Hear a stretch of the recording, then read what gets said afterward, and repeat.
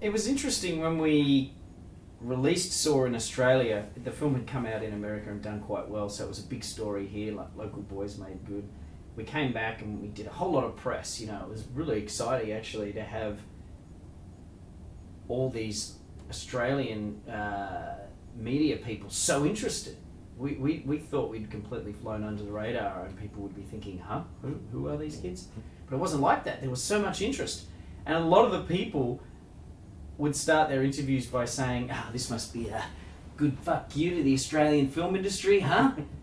And James and I were looking at each other going, no, why would we do that? And they're like, wow, you tried to make it here and you couldn't. So, and we realised that was the angle they were fishing for, was local boys say fuck you to the industry. And we're scum like that. Right, but that's not what we wanted to give them, because it wasn't true. It's not like we applied to the funding bodies again and again and got rejected 10 times and then finally we went, oh, well, I guess we better take it. It was really more of an accident that it ended up getting made in the States. What happened is we wrote the script and we were planning to shoot it ourselves, Blair Witch style. I mean, that's why the film is basically set in a toilet. Yeah, we were hoping to use a camera like this, find someone's garage, do it up like a bathroom and shoot it.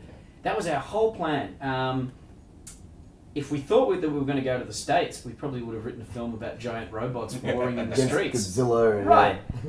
But because we thought it was going to be the Blair Witch, we wrote this very low budget compact film. You know, I spent a lot of time working on the script. I spent about a year writing the first draft because I knew that if we didn't have a budget, the story had to be good.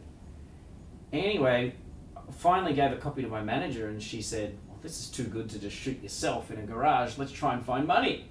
And a couple of local producers optioned it, and they had the option for about a year, and they were great guys. They were passionate about it. They just couldn't get the money. They were trying to find private money, I think. So, you know, as you know, that's very hard. And while that option was going, an American guy read it and said, look, if this option ever falls out, I'd love to do something with it. I think if he had never called, we probably would have gone to the funding bodies next.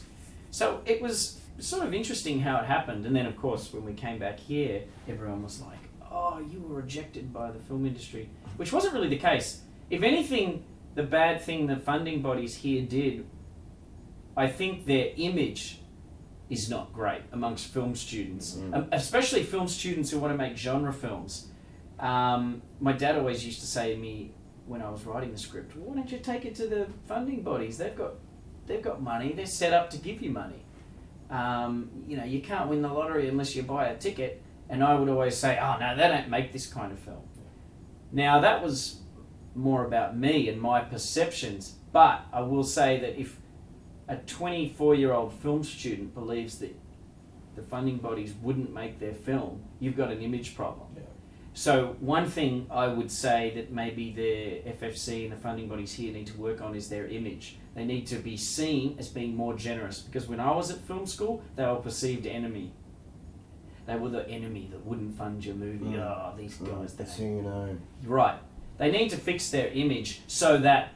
I remember talking to someone from Film Vic years after Saw, and she said, why didn't you bring it to us? We would have made it. I'm like, oh yeah, benefit of hindsight.